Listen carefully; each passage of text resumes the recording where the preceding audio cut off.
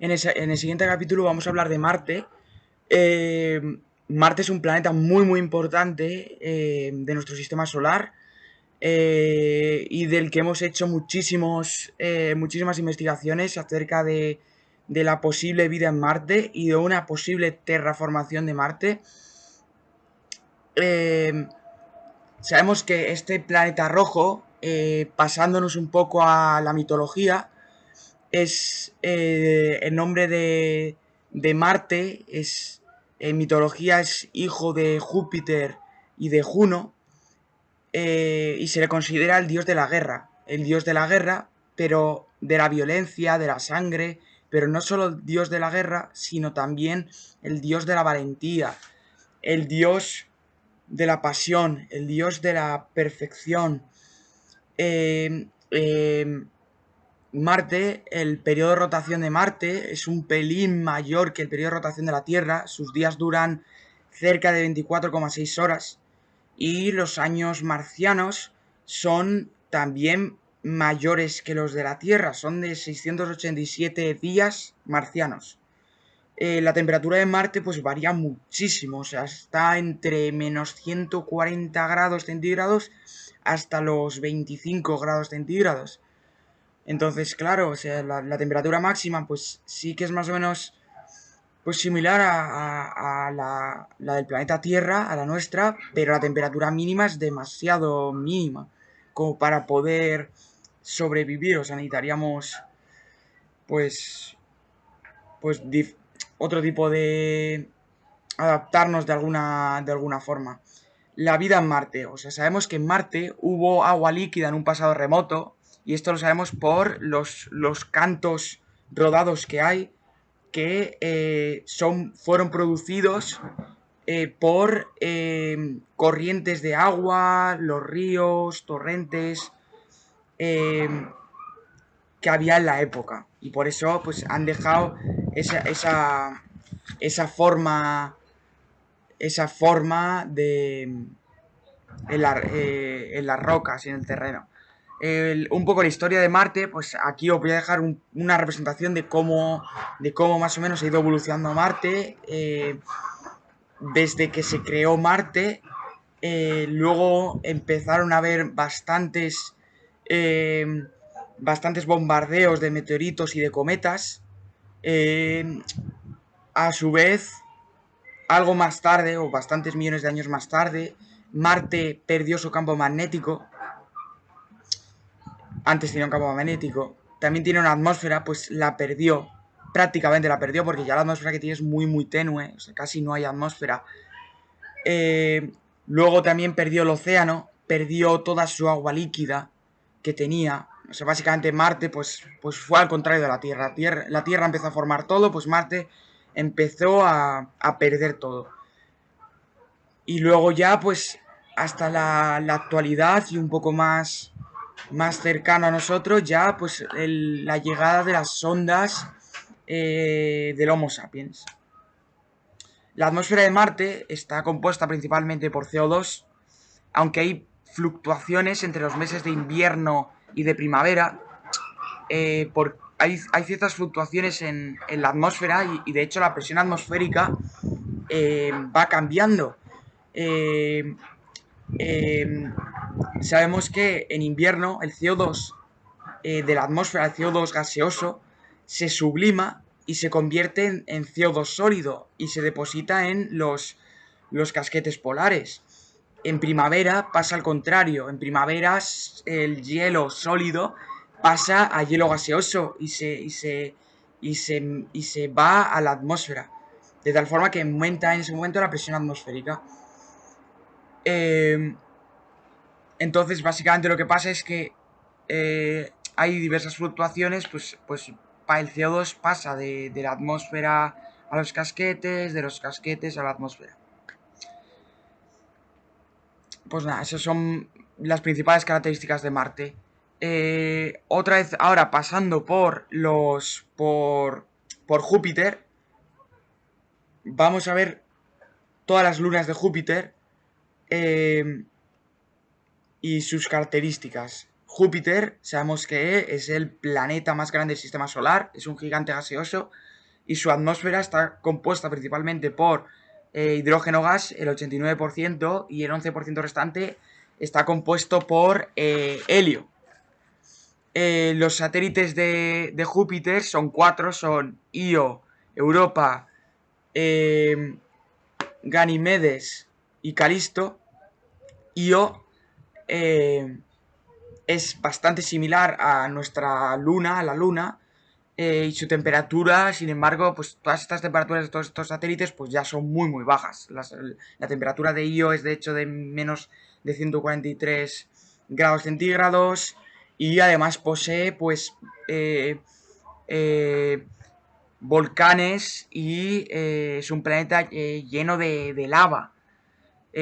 También pues tiene uno de los picos más grandes de todo el sistema solar. Tiene de hecho picos muchísimo más altos que el Everest.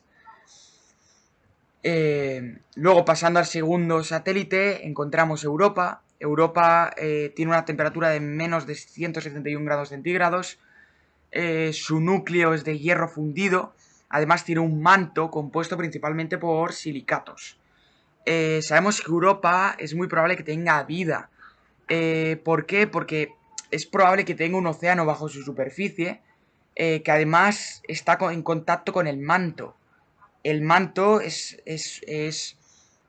sabemos que el manto tiene gran actividad geológica. Entonces, lo que pasa es que se producen las conocidas chimeneas hidrotermales subsuperficiales, de tal forma que en contacto entre se producen estas chimeneas que son pues zonas de posibles microorganismos, que es básicamente parecido a lo que sucede aquí en la Tierra. Entonces sabemos que Europa está fuera de la zona de habitabilidad del sistema solar, está demasiado lejos como para tener vida. Sin embargo, debido a las propiedades del manto y de posibles océanos subsuperficiales, pues es un planeta totalmente habitable. Luego, pasando al tercer satélite, es Ganimedes. Este es la luna más grande del sistema solar. Esta se parece bastante a Europa, lo que pasa es que también tiene océanos por debajo de la superficie, lo que pasa es que no hay apenas actividad del manto, entonces no se puede producir, no puede ser un lugar habitable si no hay cierta actividad en el manto. Sabemos que la atmósfera de este satélite está formada principalmente por oxígeno molecular, aunque también por oxígeno atómico y por ozono. Y luego pasamos al último satélite, que es Calisto. Calisto tiene un tamaño similar a Mercurio y tiene poca actividad geológica. Su temperatura es más o menos de menos de 139 grados centígrados y su superficie está formada por dióxido de carbono, por hielo, por silicatos. Básicamente su atmósfera está formada casi totalmente por CO2 y es posible también que exista vida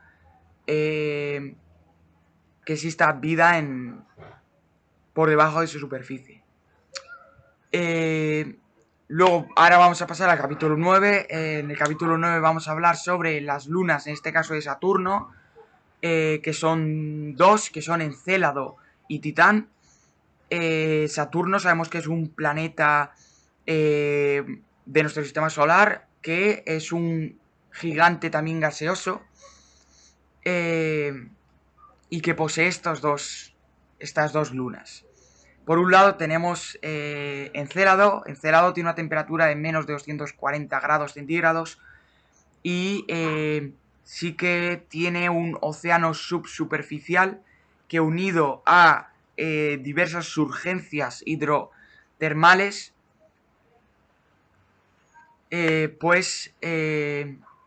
todo eso en una zona, en una corteza de hielo. Entonces sí que posee un océano subsuperficial y posee también surgencias hidrotermales. Entonces también podría tener vida. Y luego tenemos Titán. Titán es el satélite más grande de los dos que hay. O sea, más grande que Encélado es. Tiene una estratosfera que está formada principalmente por nitrógeno gaseoso. Aunque también contiene pues algo de metano y algo de hidrógeno molecular. ¿Qué pasa? Que, que aquí no hay ningún indicio de agua, entonces el agua no puede actuar como disolvente. Entonces, como hay una pequeña cantidad de metano, pero hay cantidad de metano, en estos casos, en esta luna, el metano actuaría como disolvente. Entonces, ¿qué es lo que pasa?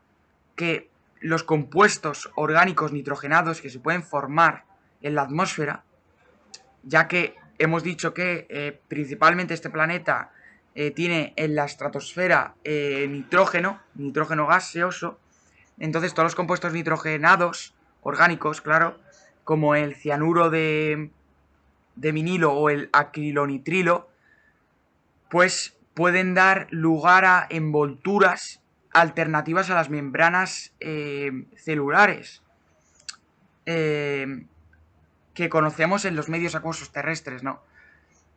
Entonces, pues básicamente eso, ¿no? Que es bastante diferente y por sus diferentes condiciones y sus diferentes elementos con respecto a la Tierra, pues pueden dar lugar a unas membranas celulares completamente distintas a las que conocemos nosotros. Entonces, aquí vamos a terminar este otro vídeo. El siguiente vamos a adentrarnos en más allá todavía de... Bueno, no, vamos a ver otros planetas de nuestro sistema solar. Nos vemos.